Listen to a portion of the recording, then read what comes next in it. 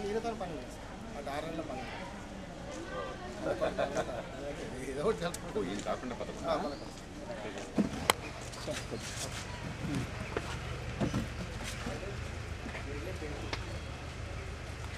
గీతామూర్తి గారు నాకే ఏం చేస్తుంది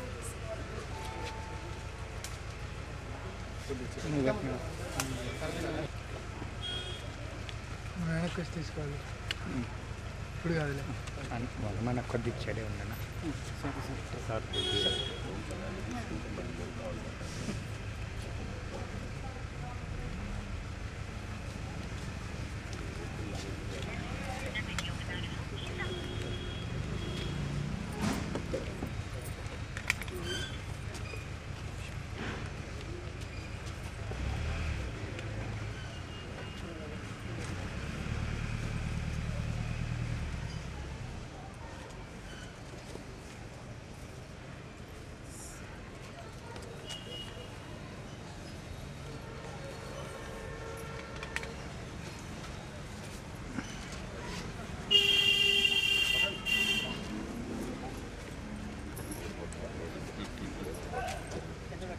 పక్కన పెట్టి కొబ్బరికాయలు పట్టండి కూడా పట్టుకోవడం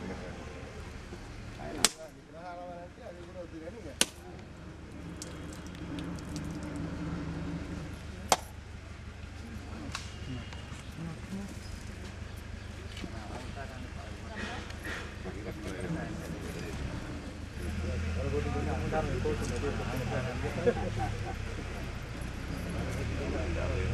మ్యాచ్ బాక్స్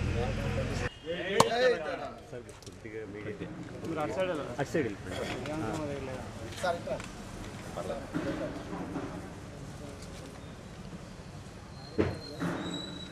మీడియా ఎటుందో అటు ఉంటాం అలవాటు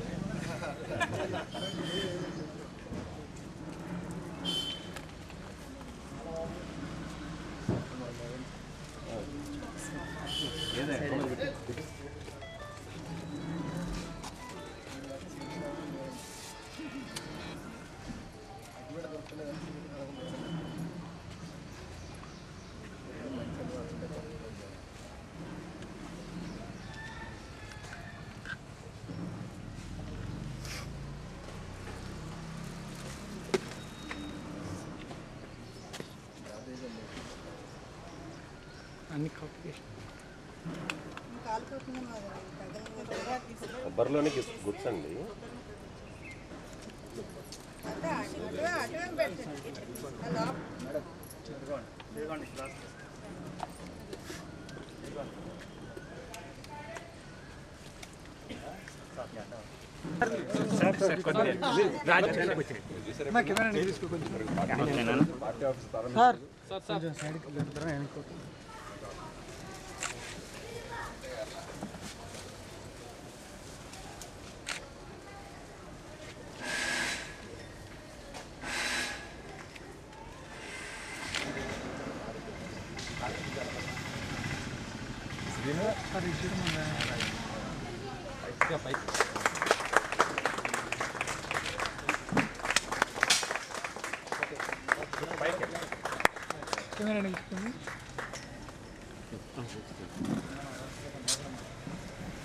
పట్టుకోమన్నా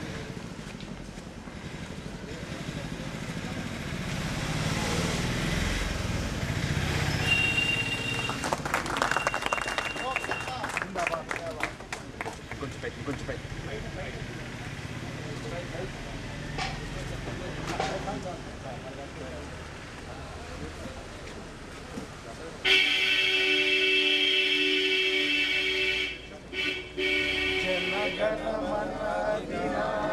जय हे भारत भाग्य विधाता पंजाब सिंधु गुजरात मराठा द्राविड उत्कल बंगा विंध्य हिमाचल यमुना गंगा उच्छल जलधि तरंगा तव शुभ नामे जागे तव शुभाशिष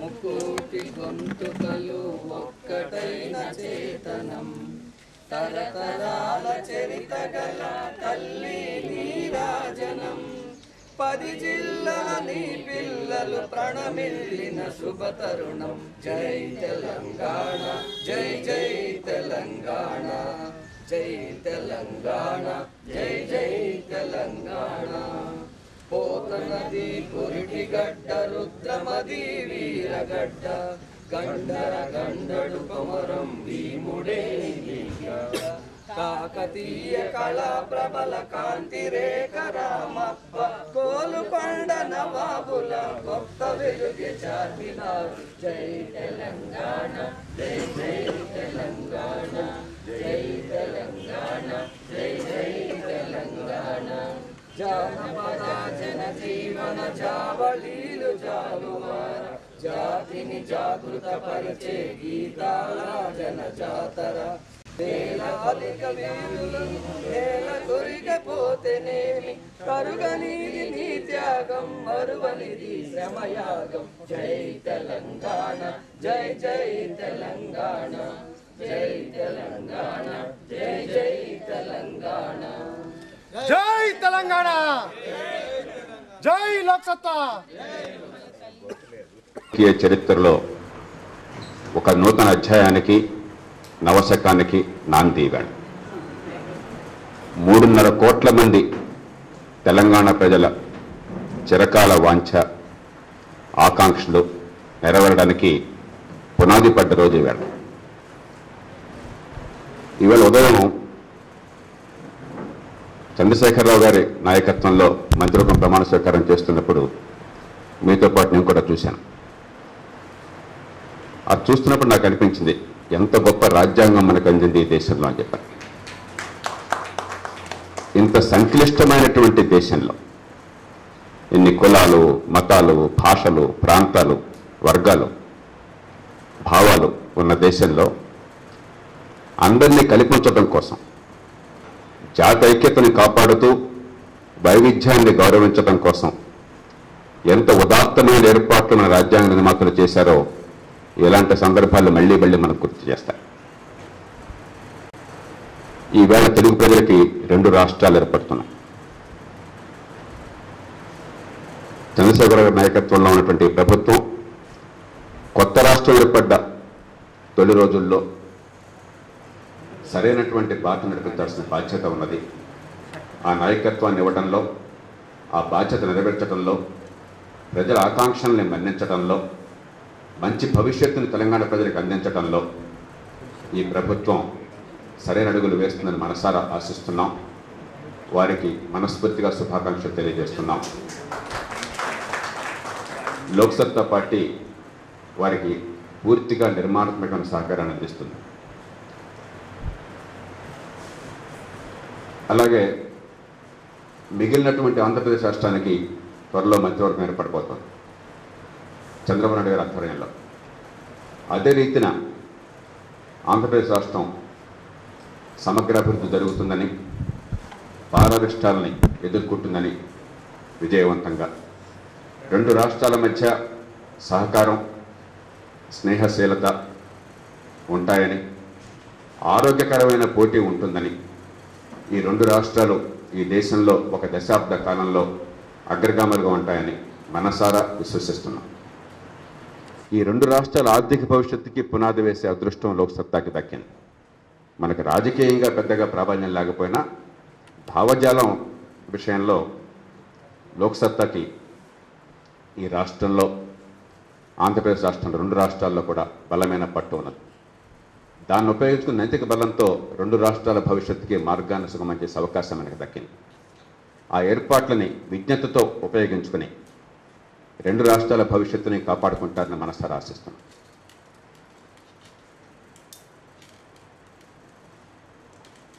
రాజకీయంగా చిత్రపటం మీద గీత పడవచ్చు, కానీ అది సమాజంలో విభజనకి దారితీయరాదు. మన సాహిత్యం, సంస్కృతి, ఆర్థిక వ్యవస్థ అన్నీ కూడా సమ్మిళితమైనటువంటి అలాంటి నాగరికత, సంస్కృతి, సాహిత్యం రాష్ట్రాలు ఎన్ని ఏర్పాటైనా కూడా అవిభాజ్యంగానే ఉంటాయి.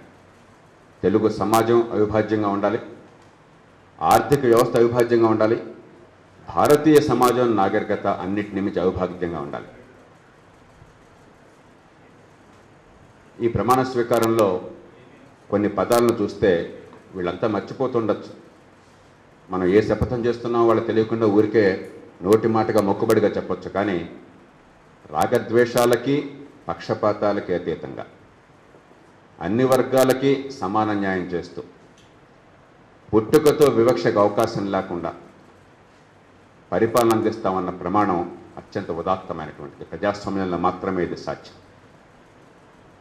మన ప్రజాస్వామ్యాన్ని గురించి ప్రపంచంలో చాలామందికి తొలి రోజుల నుంచి చాలా సందేహాలు ఉన్నాయి. ఒక నిరుపేద దేశం, ఇంత పెద్ద దేశం, ఇంతటి వైవిధ్యం ఉన్న దేశం, ఇన్ని భాషలు ఉన్న దేశం, ముఖ్యంగా ఇన్ని కులాలు, మతాలు, ప్రాంతాలు ఉన్న దేశం, చరిత్రలో కూడా బోళ్ళంత వైవిధ్యం ఉన్న దేశం ఒక దేశంగా మనగలుగుతుందా? నిరంకుశ నాయకత్వం లేకుండా ప్రజాస్వామ్యబద్ధంగా బతకగలుగుతుందా అన్న సందేహం ఆనాటి నుంచి ఈనాటి దాకా చాలామందికి ఉన్నాయి. గత నెల రోజుల సంఘటనలు చూసినట్టయితే ఈ దేశ ప్రజలందరూ కూడా ఆసేతు హిమాచలం దాదాపు మూకుమ్మడిగా కూడబలుక్కున్నట్టుగా ఒక సుస్థిరమైన, సమర్థమైన పాలన కావాలన్న ఆకాంక్షను వ్యక్తం చేసిన తీరు మనం చూసినట్టయితే, తెలుగు రాష్ట్రాలు రెండు ఏర్పడుతున్నప్పుడు ఎన్నో ఇబ్బందులు, చీకాకులు ఎదురైనా కూడా రాజ్యాంగబద్ధంగా, హుందాగా, శాంతియుతంగా రెండు రాష్ట్రాలని మనం ఏర్పరచుకునే తీరు చూసినట్టయితే, ఎన్ని ఇబ్బందులున్నా కూడా ఈ దేశంలో 127 కోట్ల మంది సామాన్య భారతీయులు మన ప్రజాస్వామ్య వ్యవస్థని, ఫెడరల్ వ్యవస్థని బలపరుస్తున్నారు. దాని స్వారస్యం వారికి మరింతగా అర్థమవుతున్నది, పరిణతి పెరుగుతున్నది సమాజంలో. ఈ దేశంలో గతం ఎట్లా ఉన్నా భవిష్యత్తు మరింత బాగుంటుందనే విశ్వాసం మరింతగా ప్రబలంగా ఉంటున్నది. ఈ రెండు రాష్ట్రాలు ఈవేళ ఏర్పడ్డ మాత్రం చేత చాలా ఎన్నో ఆకాంక్షలతో ప్రజలు ఈ రాష్ట్రం ఏర్పాటు కోసం పోరాడారు. వందలాది మంది యువతీ యువకులు ప్రాణత్యాగాలు చేశారు.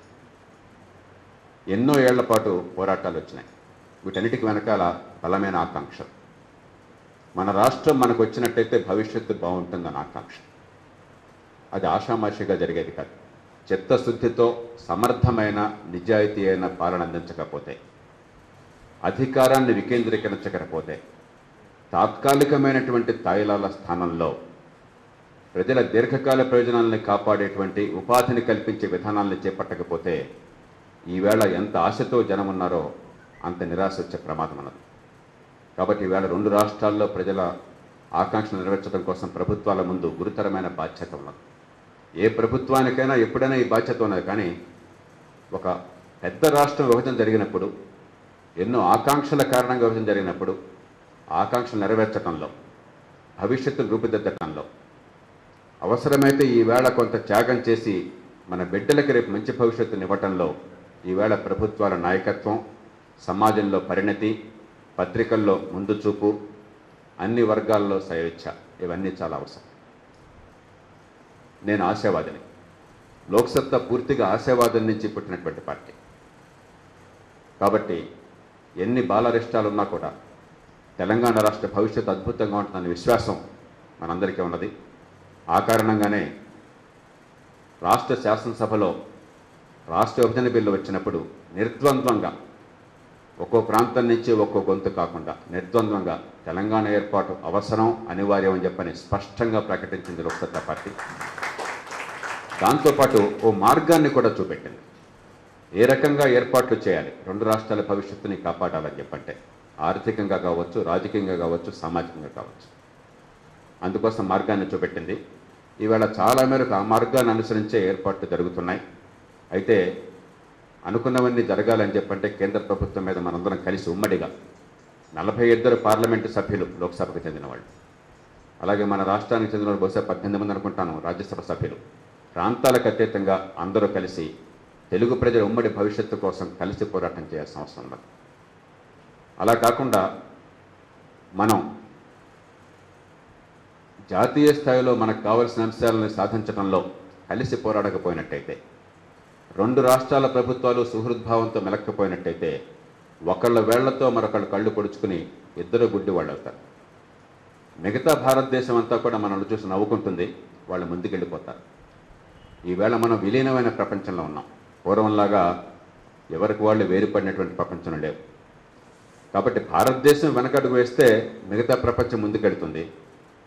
తెలుగు రాష్ట్రాలు వెనకడుగు వేస్తే మిగతా రాష్ట్రాలు ముందుకెళ్ళిపోతాయి. కాబట్టి వాళ్ళతో పాటు పోటీ పడి ఆ పోటీకి తట్టుకుని దేశంలో అగ్రగంగా నిలవాలని చెప్పంటే, మన మధ్య ఉన్న చిన్న చిన్న సమస్యల్ని సులభంగా సర్దుబాటు చేసుకోవాలి. ఇవేమీ అసాధ్యమైనవి కావు.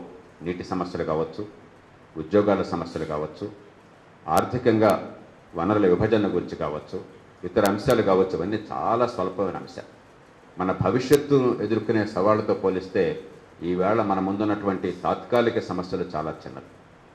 వీటిని పెద్ద చేయకుండా సులభంగా పరీక్షించేటువంటి మార్గం ఉన్నది. బలమైన పాలనా యంత్రాంగం మనకున్నది. రాజ్యాంగ సంస్థలు మనకున్నాయి. అంతకు మించి తెలుగు ప్రజలంతా ఒక్కటే, భారత ప్రజలంతా ఒక్కటే. ఎక్కడ పుట్టినా ఎక్కడ పెరిగినా ఈ దేశంలో అందరికీ అన్ని హక్కులు పూర్తిగా అన్ని చోట్ల వర్తిస్తాయన్నటువంటి ఆ సత్యాన్ని 100% మనం మనస వాచ కర్మన పాటించినప్పుడు మాత్రమే ఈ రాజ్యాంగానికి, ఈ దేశ భవిష్యత్తుకి అర్హత ఉంటుంది మనకి. అలాంటి ముందు చూపుతో, విజ్ఞతతో ఈ రెండు రాష్ట్రాల్లో ప్రభుత్వాలు, సమాజం, పత్రికలు ప్రవర్తిస్తాయనే విశ్వాసం మనందరికీ ఉన్నది. ఈవేళ దేశం పెను సవాళ్ళు ఎదుర్కొంటున్నది. మన రెండు రాష్ట్రాలు కూడా దేశాన్ని విస్మరించి మనం ఏం చేసినా కూడా అది పొరపాటు అవుతుంది, నేల విడిచి సాము చేయడం అవుతుంది. దేశ ఆర్థిక వ్యవస్థ పూర్తిగా సమగ్రం అయిపోయింది, విలీనం అయిపోయింది. వచ్చే కొద్ది నెలల్లో వచ్చేటువంటి మార్పుల వల్ల మరింతగా ఆర్థిక వ్యవస్థ విలీనం అయిపోతుంది. ఉదాహరణకి ఈ సేల్స్ ట్యాక్స్ స్థానంలో వ్యాట్ వచ్చింది, వ్యాట్ స్థానంలో జీఎస్టీ త్వరలో రాబోతున్నారు. కాబట్టి దేశమంతా ఒకే ఆర్థిక వ్యవస్థ అవుతుంది. ఈ రాష్ట్రాల మధ్య అంతరాలు మరింతగా తొలగిపోయేటువంటి వ్యవస్థ ఏర్పాటు అవుతున్నది. ఈవేళ దేశమంతా ఒక్కటే. ఈ దేశం ఓ చైనాతో పోటీ పడాలి, ఓ చైనాకి దీటుగా ఎదగాలి. 30 ఏళ్ల క్రితం భారతదేశం చైనా కంటే ఏ రకంగానూ తగ్గిపోయలేదు. నిజానికి కొన్ని రంగాల్లో చైనా కంటే ఎక్కువ ఉన్నది. ఆనాడు తలసరి ఆదాయం చైనా, భారతదేశం సుమారుగా ఒకటే ఉన్నాయి. కానీ గత 30 ఏళ్లలో చైనా దాదాపుగా 20 రెట్లు వాళ్ళ తలసరి ఆదాయాన్ని పెంచుకున్నది. 30 ఏళ్లలో 20 రెట్లు పెంచుకున్నది. భారతదేశం కేవలం ఒక 5-6 రెట్లు మాత్రమే పెంచుకున్నది. అందుకనే చైనాతో పోలిస్తే మనం దాదాపుగా 4వ వంతు ఉన్నాం. అంటే ఒక్క తరం కాలంలో రెండు సమాన స్థాయిల్లో ఉన్న దేశాలు, ఒక దేశం ముందు చూపు వల్ల మనకంటే 4 రెట్లు ముందుకు పెడితే, మరో దేశం వెనక చూపు వల్ల వాళ్ళతో పోలిస్తే 4వ వంతు ఉన్నాం. రాష్ట్రాలైనంతే, దేశాలైనంతే. ప్రతిరోజు, ప్రతి ఏడాది విలువైనటువంటిది. తాత్కాలికమైన అధికారం కోసం మన బిడ్డల ప్రయోజనాలను బలిపెట్టే ఆర్థిక విధానాలు ఈవేళ తెలుగు ప్రజల ముందున్న అతిపెద్ద సవాల్. ఈ శుభ సందర్భంలో ఏమన్నా మనందరికీ ఆందోళన కలిగించే అంశం ఏమన్నా ఉన్నట్టయితే, అధికారమే ముఖ్యమైనటువంటి లక్ష్యంతో రేపటి ప్రయోజనాలను బలిపెట్టి తాత్కాలికమైన తాయిలాలకే ఈవేళ అధికారం కోసం పోటీ పడుతున్న ప్రధాన రాజకీయ పార్టీలు పెద్దపీట వేసినాయి. దాని పర్యవసానం మన యువత భవిష్యత్తు మీద ఏ రకంగా దుష్ప్రభావాన్ని చూపెట్టకూడదు. లక్షలాది మంది యువతకి ప్రతి ఏడాది ఉద్యోగాలను కల్పిస్తేనే మన రెండు రాష్ట్రాల్లో తెలుగు ప్రజలకి ఆర్థిక భవిష్యత్తునివ్వగలం. ఉద్యోగాలను కల్పించాలని చెప్పంటే రూపాయల నోట్లను ముద్ర వేసి డబ్బులు పంచడం కాదు. పనికొచ్చే పనిని కల్పించి, పారిశ్రామికీకరణ ప్రోత్సహించి, ఆర్థిక వ్యవస్థను వేగంగా పెంచి, ఆర్థికాభివృద్ధిని పెంచి, ఆ సంపదలో అందరికీ వాటా ఉండే ఏర్పాట్లు చేయాలి. అది చేయాలంటే పెట్టుబడులు కావాలి, పరిశ్రమలు కావాలి, నిజాయితీ అయిన పాలన కావాలి, అధికార వికేంద్రీకరణ కావాలి, అన్నిటిని మించి మౌలిక సదుపాయాలు కావాలి.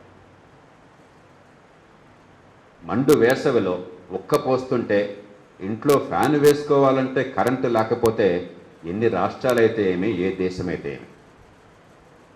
21వ శతాబ్దంలో ఓ పరిశ్రమ పెడితే కరెంటు రావడం కూడా గగనం అయితే ఉత్పత్తి చేస్తాం, ఉపాధిని కల్పిస్తాం అని చెప్పంటే విద్యుత్నివ్వలేకపోతే ఇంకా రాజకీయ వ్యవస్థకు అర్థమేమిటి? ఆర్థిక వ్యవస్థను బలోపేతం చేయకుండా, ఉపాధిని కల్పించకుండా, మౌలిక సదుపాయాలను బాగు చేయకుండా మిగతా ఎన్ని మాటలు చెప్పినా కూడా అవి తాత్కాలికంగానే వాటి ప్రభావం ఉంటుంది. ఈవేళ ఆర్థిక వ్యవస్థను బలోపేతం చేయాలి, మౌలిక సదుపాయాలను కల్పించాలి, విద్యుత్తు నీళ్లు అందాలి, పరిశ్రమలకు భూమి అందాలి, పెట్టుబడులకు సరైన వాతావరణం ఉండాలి.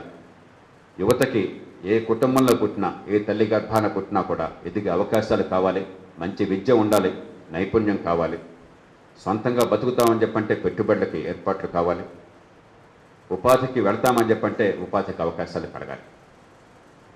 అప్పుడే పేదరికాన్ని తొలగించడం వాళ్ళు అవుతాం. అలాంటి ఒక సమగ్రమైన అభివృద్ధికి, అభివృద్ధి ఫలాలు అన్ని వర్గాలకి అందించేటువంటి అభివృద్ధికి, పుట్టుకతో వచ్చిన వివక్ష, అది కులం కావచ్చు, మతం కావచ్చు, ప్రాంతం కావచ్చు, భాష కావచ్చు, దాంతో సంబంధం లేకుండా, పుట్టుకతో వివక్ష లేకుండా అందరికీ ఎదిగే అవకాశం రావడానికి వచ్చే దశాబ్దం, వచ్చే తరంకాలం దోహదం చేస్తాయని మనసారా ఆశిస్తున్నాను. లోక్సత్తా ఉద్యమం కానీ, పార్టీ కానీ తొలి నుంచి చేస్తున్న పోరాటం సామరస్యమైన వాతావరణం కోసం, అందరి ప్రజలు నెరవేరడం కోసం, పుట్టుకతో వచ్చిన వివక్ష తొలగడం కోసం. ఆ వివక్ష తొలగాలని చెప్పంటే ఈ రెండు రాష్ట్రాల మధ్య రాజకీయంగా, సామాజికంగా సామరస్య వాతావరణం కావాలి.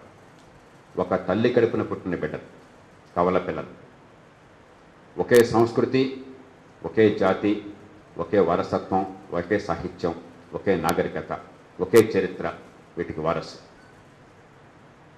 దాయాదుల మధ్య ఎప్పుడు కూడా పోరు, ప్రత్యర్థుల మధ్య పోరు కంటే కొన్ని సందర్భాల్లో తీవ్రంగా ఉంటుంది మానవ బలహీనత.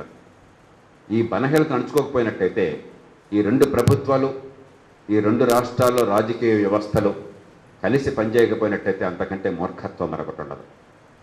ఈవేళ నిజానికి తెలంగాణ రాష్ట్రం ఏర్పాటవుతున్నప్పుడు, మంత్రివర్గం వస్తున్నప్పుడు ఆ రెండో రాష్ట్రంలో ఉన్న పెద్దలంతో కూర్చోవలసి ఉండే. ఆంధ్రప్రదేశ్ రాష్ట్రంలో ప్రభుత్వం ఏర్పాటవుతున్నప్పుడు తెలంగాణ నుంచి పెద్దలంతో కూర్చోవలసి ఉండే. అది లేకపోవటం ఒకంత లోటు. ఈ పొరపాటు పునరావృతం కాకూడదని ఆశిద్దాం. సామరస్యంతో రెండు రాష్ట్రాలు కలిసి పనిచేయకపోయినట్టయితే, ఒకళ్ళ వేళ్లతో మరొకళ్ళ కళ్ళు పొడుచుకోవటమే ప్రధాన లక్ష్యంగా అనుకున్నట్టయితే, రచ్చగొట్టడమే ధ్యేయంగా అనుకున్నట్టయితే చివరికి నష్టపోయేది తెలుగు ప్రజలు, తెలుగు యువత భవిష్యత్తు. కాబట్టి ఈ తెలుగు నాట రెండు రాష్ట్రాల్లో సిరి సంపదలు పెరగాలి అంటే, యువతకు అవకాశాలు రావాలి అంటే ప్రభుత్వాల మధ్య, సమాజంలోనూ సామరస్య భావం కావాలి. లోక్సత్తా పార్టీ దానికి ప్రతీక కావాలి. ప్రాంతీయ భావాలకి, విద్వేషాలకు అతీతంగా నిరంతరం ఒకే కంఠంతో సామరస్యమైన, సమగ్రమైన పరిష్కారం కోసం పోరాడింది ఒక్క లోక్సత్తా పార్టీ మాత్రమే. ఏనాడు కూడా పక్షపాతాలకో, భావోద్వేగాలకో లోను కావలేదు. ప్రజల ఆకాంక్షలు నెరవేర్చాలి, అందరి భయాందోళనల్ని కూడా మనం పరిష్కరించాలి, సర్ది చెప్పాలి, సమగ్రమైన, సమన్వయమైన పరిష్కారం కావాలని చెప్పని పోరాడాం. దాన్ని సాధించిన నిర్మాణాత్మక పాత్ర మనం పోషించాం. ఒక పార్టీగా భవిష్యత్తులో ఈ తెలుగు సమాజంలో రాజకీయ సమస్యల పరిష్కారం కోసం కానీ, ఒక రాజకీయ ప్రత్యామ్నాయ నిర్మాణం కోసం కానీ లోక్సత్తా అవిరళ కృషి అలాగే చేస్తూ ఉంటుంది. దానిలో భాగంగా రెండు రాష్ట్రాలకి త్వరలోనే ఎన్నికైనటువంటి ఈ వర్కింగ్ కమిటీ సభ్యులతోనూ, జిల్లాల నాయకులతోనూ, ఇతర పెద్దలతోనూ కమిటీలు ఏర్పాటు చేసుకుందాం. ఈ రెండు రాష్ట్రాల్లో పార్టీని బలోపేతం చేయడం కోసం, రెండు కొత్త రాష్ట్రాలకి సరైనటువంటి మార్గాన్ని ఇవ్వడం కోసం, పాత రాజకీయం కొనసాగకుండా నిజంగా నవశకానికి నాంది పలికే కొత్త రాజకీయం రావడం కోసం మనమంతా కూడా కలిసి నడుద్దాం. అందుకోసం అందరినీ ముందుకు రమ్మని చెప్పని అర్థిస్తూ, ప్రత్యేకంగా ప్రజల మన్ననకి పాత్రులై వారి విశ్వాసాన్ని పొంది ఈవేళ బాధ్యతలు చేపడుతున్న ప్రభుత్వాల రెండు రాష్ట్రాల్లో కూడా అభినందిస్తూ, వారు బాధ్యతతో నిర్వహిస్తారని చెప్పని, సమన్వయంతో సామరస్యాన్ని పెంచి పోషిస్తారని, రెండు రాష్ట్రాల మధ్య ఆర్థిక, సామాజిక, పరిపాలనాపరమైన సంబంధాలని మరింత పటిష్టం చేస్తారని, రెండు తెలుగు రాష్ట్రాలు ఒక దశాబ్దం కాలంలో దేశంలో అగ్రగాములు ఉంటాయని మనసారా ఆశిస్తూ, 3.5 కోట్ల మంది తెలంగాణ ప్రజలకి మనస్ఫూర్తిగా శుభాకాంక్షలు తెలియజేస్తూ మీ అందరికీ నమస్కరిస్తూ నేను సెలవు తీసుకుంటున్నాను. జై హింద్.